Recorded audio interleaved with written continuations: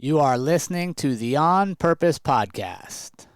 Welcome, everybody, to this week's edition of the On Purpose Podcast. Man, I don't even know why I say that because I know you get it in a different intro, but I really like just kicking off talking about the On Purpose Podcast because it puts a smile on my face to know that we're here in year 5 and continue to move forward and doing this each week.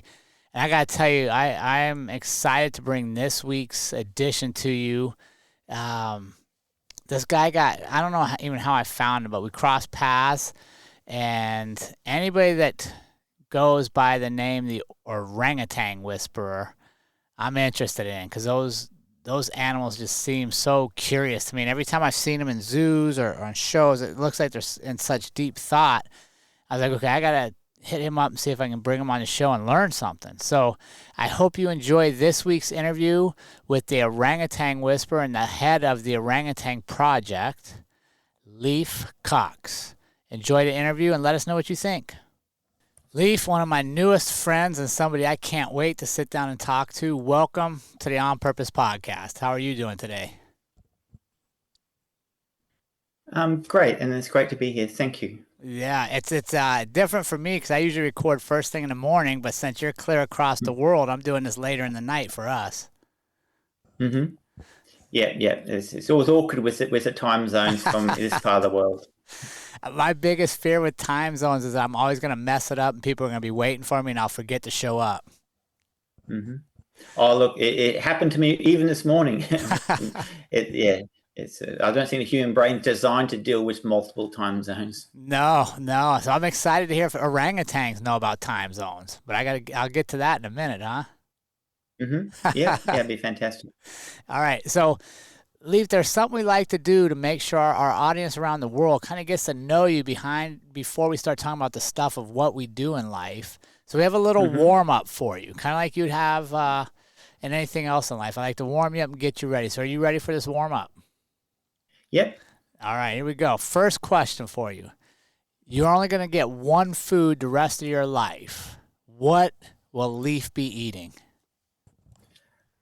Oh, wow. I think it's burritos. A lot of flexibility in burritos. Exactly, yeah, and it's got this like complete meal in one, and you can have many different kinds, so you can't go wrong. All right, is that burritos are popular in Australia? Well, I mean, we obviously have Mexican restaurants here, and Mexican is one of my favorite foods. We do get them. All right, yeah, you can't go wrong. You got so much flexibility. I like that choice. All right, you get to have one superpower. What would your superpower be, and what would you want to do with it? If I had one superpower, would be able to connect with every living being, and see through their eyes. Oh, wow! And therefore, that what I'll do with that is make the world a better, happier place. Through truly understanding the other beings that share our planet. Wow, man! I wish I could give you that superpower because I'd love to live in that world.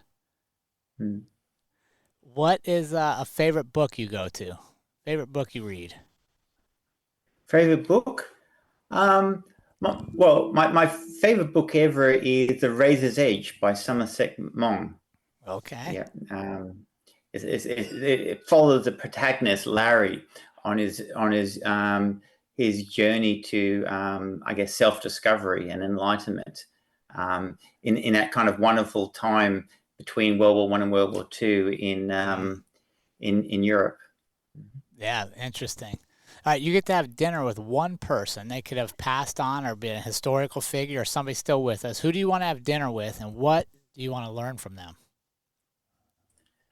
I think the person I would most like to have dinner with and meet would be Sri Ramana Maharishi, an Indian sage who, from the age of 16, never left a single hill and spent his whole life there, but made such an incredible impact. So much so, the great little story is, Mahatma Gandhi, the great leader of the independence movement. his supporters conspired so that he would never meet Romana, because they felt if he met Romana, he would never leave him. And it would not continue on the independence movement. So this guy was considered so great that even the great man who was leading the independence, he'll defer to this guy, so we better not let him meet. Wow, fascinating. Yeah, that's good stuff, man. I'm excited to learn from you today, Leif. And I want to say thank you so much for taking the time to just share your expertise and your passion with us. No, you're most welcome. Thank you. I was in getting ready for this, doing some research. Obviously, I stumbled across a lot of stuff on you on YouTube, the Jungle School and all the work you're doing. But one of the things that I saw that really captivated me was a statement you had. I think it might be on your website or somewhere that says, one of your life's missions is to save the last remaining viable ecosystems for orangutans, megafauna, biodiversity, and the humans who share their habitat. And I thought, man, that is so profound. Like, that is somebody that knows what they're living for, and it's for the good of others. How did you get to that point? Like, can you talk to me about the first time you decided, like, this is where my life direction's going? Well, I think there's two aspects to it, and I call it the heart and the head. And I believe these two things have to be balanced, like the two wings of a bird. So if you have heart and no intellect, you fly around in circles, and vice versa. So to address the heart aspect to it is the realization that we are one with all living beings, and all living beings matters. And love, real love, is universal. It has no boundaries. Love which is restricted by nation, caste, creed, relationships is very selfishness.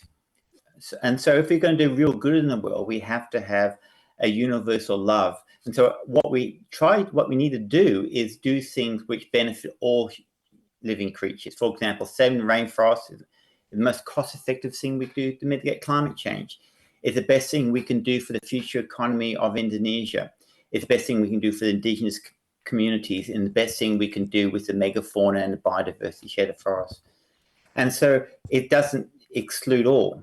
Everyone comes along in that umbrella of love to achieve the aim. And I think this is the only way you can have lasting effects, because you leave anybody behind, it will eat away like a cancer and spread back out. You leave one little bit of cancer, you don't deal with it, it'll come out. And that's what happens when we exclude any living being from our compassion and love. The second part is the intellect, or the head. And I would posit that the indiscriminate charity causes more problems in the world than it purports to solve. And as you probably realize, we spend billions on charity and nothing ever changes. People are still homeless. There's still poverty, and there's still things. And so we have to intelligently apply that love and compassion for all living beings in a way that makes meaningful outcomes. And that's why we're conserving the remaining viable ecosystems of rainforest. And it has to be the right type, shape, and size, because people may want to plant a tree or conservatory, but these ecosystems create their own microenvironment, rainfall, humidity, temperature. And if it's fragmented or the wrong type of shape or size, the ecosystems will environmentally collapse on themselves and go back to a savanna or grasslands. So we have to intelligently apply to have viable ecosystems for the future. Similarly with species such as orangutans, the wonderful, intelligent persons that share our planet. You just can't conserve one or two orangutans or in small populations, because the population will eventually collapse. So we had to conserve viable populations. And not interesting enough, because like us, they predominantly adapt to the environment through culture, not by natural selection alone. We have to preserve their culture in order for them to survive. And it's bringing all those things together, provide, I believe, a holistic and lasting legacy that we can leave behind. Fascinating. How did you get into this? Did you just wake up one day and go, I want to be the Orangutan Whisperer? Like, how did you what was that first encounter like for you? Well, I always wanted to work with animals, so that was kind of the direction I was going with my university studies, studying zoology, biology, and I had the opportunity to work with 15 orangutans in captivity, and which was wonderful.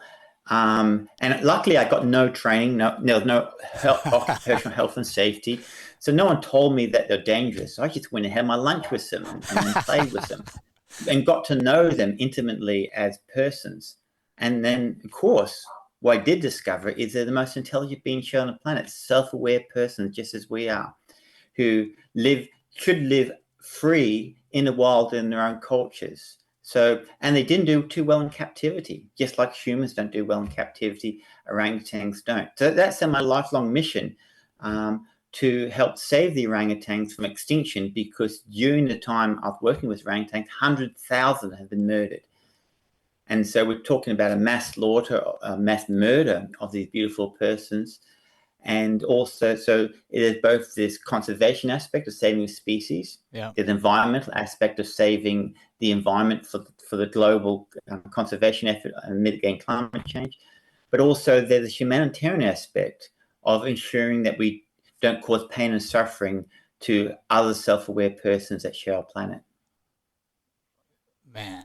So you say they're self-aware. So they're on, what is the genetic makeup of orangutans? Like 97% the same as us, I believe, something similar to that. Exactly. The 97% the same as us, but I'd just be cautious there, because we as humans, we have this natural arrogance, and we go, okay, we're the most intelligent being on the planet, so we can just do a DNA. Closer you are to us, the more intelligent you're going to be, and more self-aware and more worthy of personhood.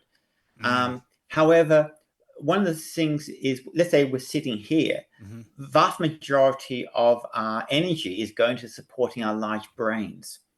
And so animals only become intelligent in the way that aids their survival. To become intelligent in a way that doesn't aid your survival creates a liability. Sure. And therefore reduces your chance of survival.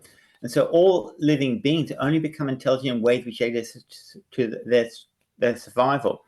And so when we look at orangutans, chimpanzees, and other self-aware persons such as elephants, when we measure them, we can't measure like for like, because they're actually intelligent in different ways, and in their way more intelligent than us. Yeah, and so we have to be very cautious when making these comparisons. Equally, we have to make the same precautions about comparing intelligence between human cultures. Sure. Because our brains evolve in different ways due to the cultural programming of upbringing.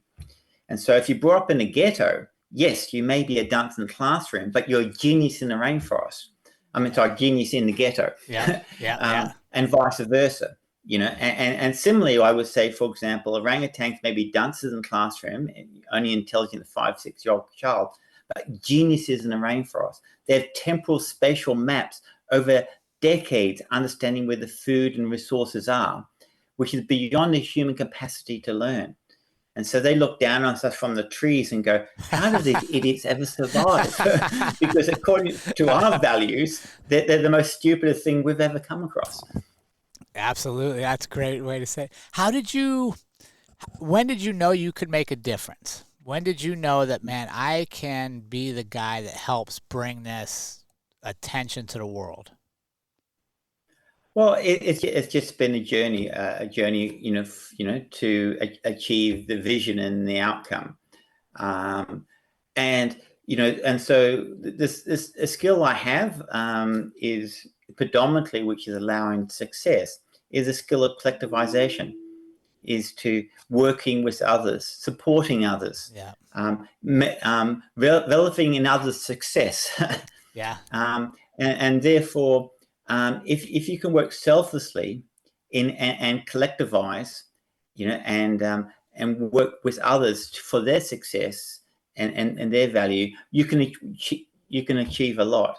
And I would argue, folks, that humans, regardless of the positing of the child genius who's suddenly changed the world, that's not really. If you look deeply, it's not really the case. Even if you look into the biographies of even very successful people, you can see that they've been supported all the way along by a whole community. Yeah. of people that without that community, they've never been able to become successful.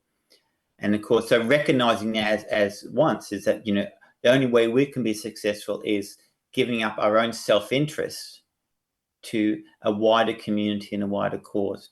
And to that extent, and the ability to do that has meant that the Orangutan Project and our sister projects, International Tiger, International Elephant Project, and Forest for People, have been able to achieve significant outcomes in the world.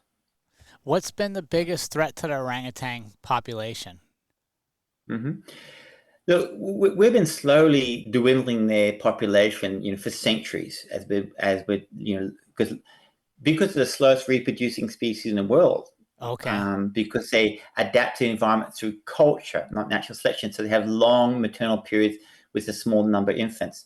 So you only kill a couple of orangutans in a population a year, then the population cannot recover and will spiral to extinction. So we've been slowly reducing their range in numbers for a considerable period. But unfortunately now it's really accelerated with big multinationals destroying the rainforest for unsustainable monocultures such as palm oil, pulp paper, or even more ridiculous, digging up the rainforest for low-grade coal. And this has been really the challenge of the last 20 years. And so we only got the next few years to be able to save the last viable populations before it's too late. And that is in Indonesia, correct? Yeah, orangutans exist on two islands, Sumatra and Borneo. And Borneo is actually divided into two countries, Indonesia in the south and the northern part is Malaysia. And that's the only habitat for orangutans in the world. That's correct. And of course, now, once where, that they would have existed pretty much over the entirety of those two islands, they're really now only existing in relatively small pockets of rainforest. And they're dwindling as we speak. What was it that led us to this point? Were they being hunted? Like, did local people hunt them, or is it simply a matter of removing their environment? It's simply a matter of moving the environment, predominantly over the last 20 years, although hunting, does play a part. And once the forest is gone, they start starving and they start raiding, let's say local villages for food or trying to kill the young palm oil plants which replace the rainforest, and then they kill the agricultural pest. But the predominant problem is, in the main game, is to conserve the habitat. Without the habitat, Right. They can't survive. And that's the main game. And you work really well with orangutans that have been illegally kept as like pets or injured, and rehabbing them to the jungle school is one of the videos I was watching, where you're like basically teaching them how to be wild again. When did you start that project, and what kind of support are you getting for that? I started it many years ago, and certainly started financially supporting it, but also started bringing the orangutans I worked with in captivity back to the wild, and started reintroducing the first zoo-born orangutans back into the wild, because this is where all orangutans can only survive and thrive in a level of dignity that they deserve. And do we get enough support for rescue, rehabilitation, and release efforts, as well as our land conservation efforts? No. One of the rate determining issue that we're facing is not enough funds to achieve our outcomes. And so that's why, I do spend a lot of time writing books, doing talks, etc., because we need to somehow increase our support and therefore our capacity to make meaningful change before that window of opportunity disappears over the next decade. Sure. One of the things that caught my attention was you had a reporter following you around, and you were introducing him to the various orangutans. Just upon first sight, you knew their name. How can you tell them apart like that? Oh, look, It's just the same as we can. So, the usual thing, if you turn up into a different culture, at first you think, well, gee, pretty much everyone's starting to look alike here. But after a while, you get used to, their faces, and you go, well, of course, they're all very individual and all very different. And that's like with orangutans. So if you've been working for orangutans for 35 years, as I do, you not only recognize individuals, but you also recognize family resemblance. You go, oh, well, that's obviously her daughter because she looks like her. Sure. And so it's not a superpower. It's really just something which comes along with familiarity, just as we may have experienced ourselves going to different cultures. And so, talk to me about the orangutan family culture. I know they're primarily matriarch, like humans, right? The baby's really dependent upon the mom. How long is that process of being dependent on the mom, and is the dad still involved? How does that work? Mm-hmm. Well, Dad leaves, thank God, because Dad is a big fruit-eating machine, and he doesn't really add any value to the infant's raising because they really have no natural predators. I don't want my wife to hear that. Can't tell me I don't want my wife to hear that part. So the best thing he can do is get out of there. In fact, actually, when the female orangutan is pregnant, she has a vulvar swelling which signals for all the males to leave. Oh, wow. And not take up the food resources that compete for herself and the baby. So him leaving is actually a really good thing. And then she'll have the baby, and she suckles for 8 years. Oh. And the females will stay with the mother till the 12 years old, at least, and they learn off each other and all the culture. And now 2 things are happening here. One is they're programming a vacant brain, so it's very little instinct, a lot of learning over a long maternal period. So just like we have to go through a long maternal period of training to become functional in society, so orangutans have to do the same thing. But the second aspect to it is, for mental health, we need love and security from, to produce us to be confident, independent, and successful. And it's true for humans, and it's true for orangutans.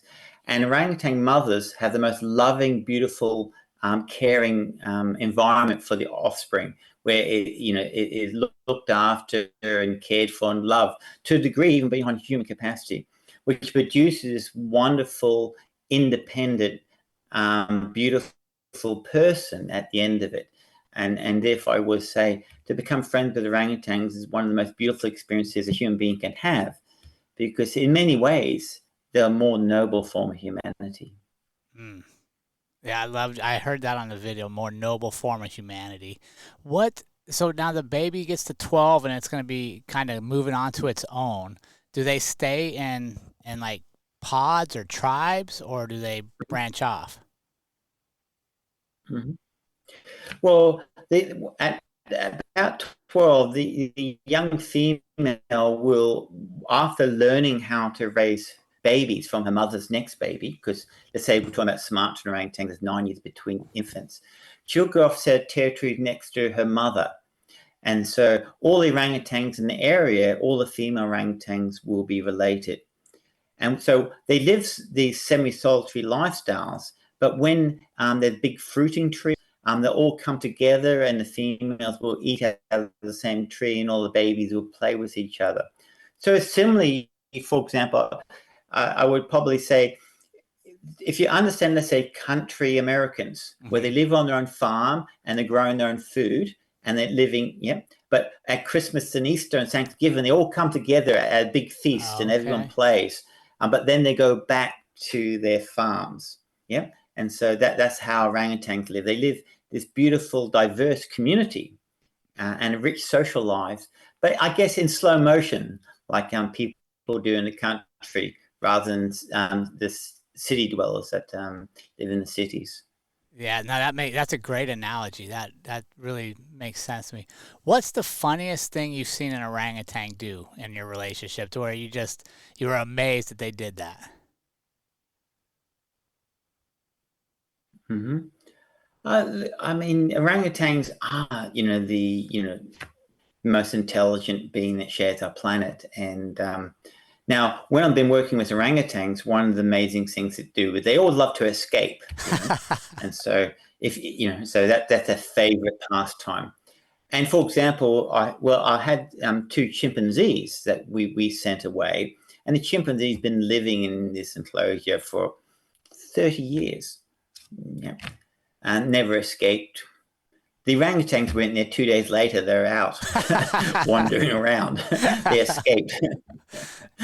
Yeah, so they're super intelligent and figure things out. So they can pick locks. They can outsmart you, and so in all sorts of ways, they're the great thinkers. Really? And so we often, when we first started looking at orangutans, we started thinking, well, they actually can't be that bright. All they do is sit there, and they don't do terribly much. But what they've got these large cerebral cortexes, which is basically their computer simulator, and they're thinking all the time, and they're running computer simulations.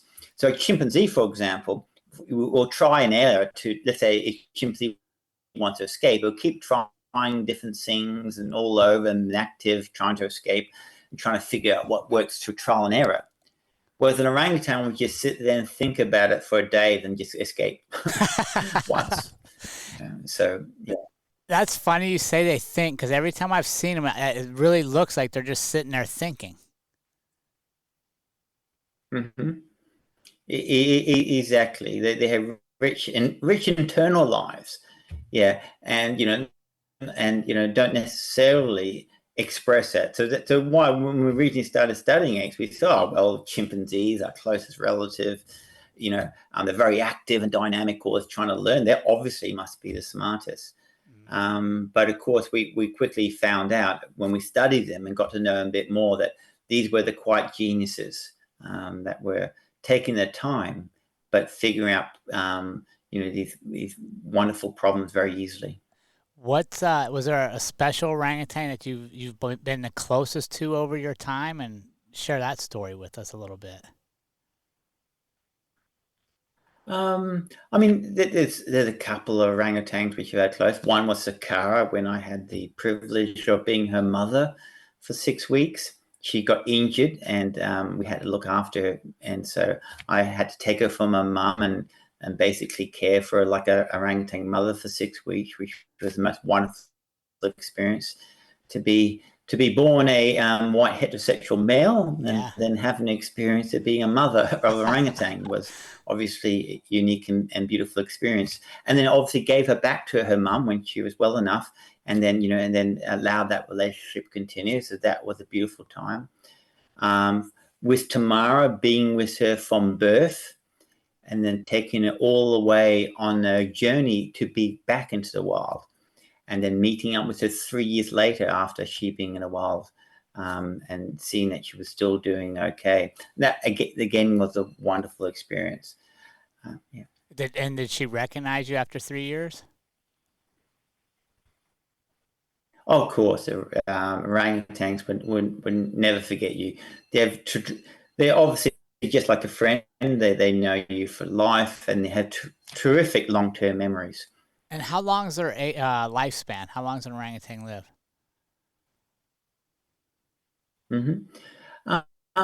We believe they must live at least into the early 60s. Oh, otherwise, wow. their population wouldn't be self-sustainable. But we really haven't been studying them in a serious way for that long, and so we've yet to see that we're in the early part of the studies. And of course, unfortunately, as we've been studying them, is their populations have been dwindling and killed, and the rainforest disappearing. So it's really not, I guess, in a sense, accurate picture of how they live peacefully in their own communities, undisturbed. But certainly into the early 60s would be the situation that they would be experiencing in the wild naturally. Sure. One of my favorite moments in the show I was watching with you is one of the young orangutans went out and climbed and didn't do something well and got themselves scared and came scampering down the tree and just climbed onto you like a baby would its mom or dad. And you were talking them through how you have to reassure the baby that it's okay. And I think you called it like Nick or something for them to go climb again. And I can even only imagine the bond you have with those animals in those moments.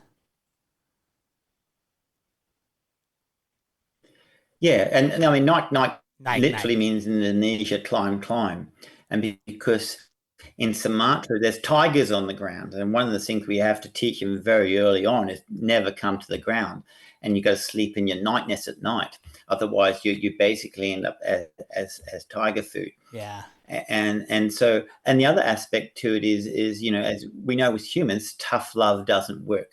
Mm. Give him security and a secure base to explore the environment allows them to be confident and independent earlier. And so with a lot of things, love is the key. The more that we can support them, and give them security, it seems counterintuitive, but it's the truth. Then the quicker they'll become independent.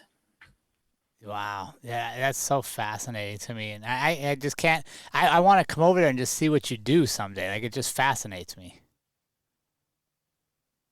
Mm-hmm.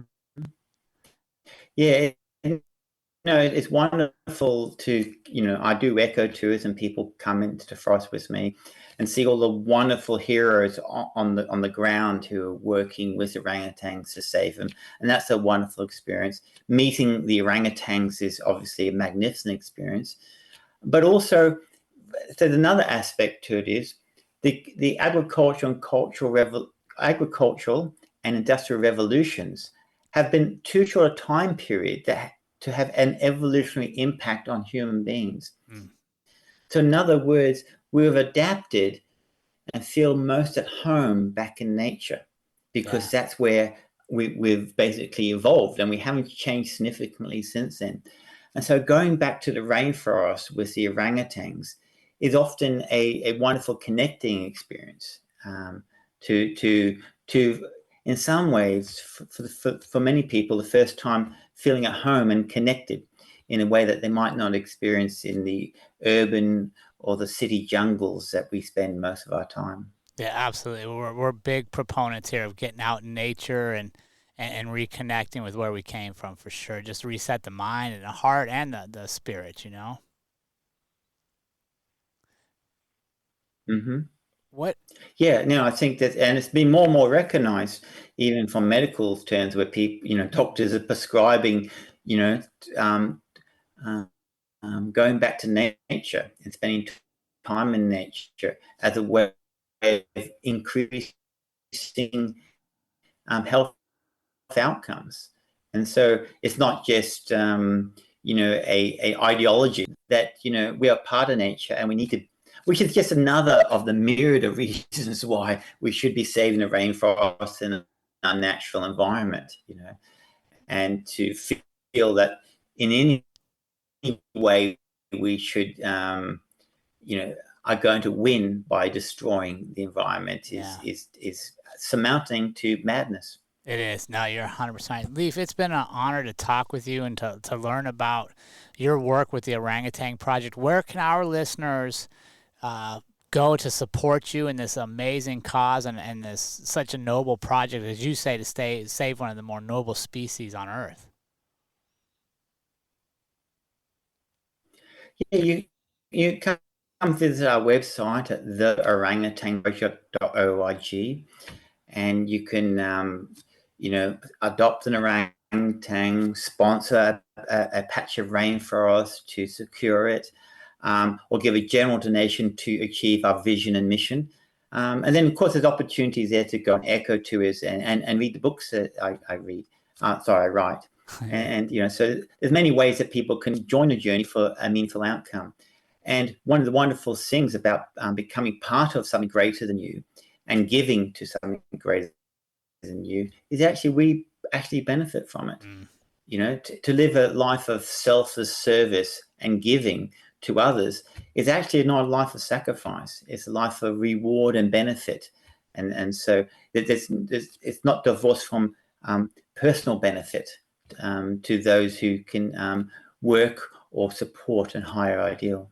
Yeah, 100% is a great way to close out. Leif, it's been an honor to talk with you, and I thank you so much for taking time to share your story with our community. You're welcome. Thank you for having me. And remember, team, life is far too short to live any other way than on purpose. We'll see you all again next week.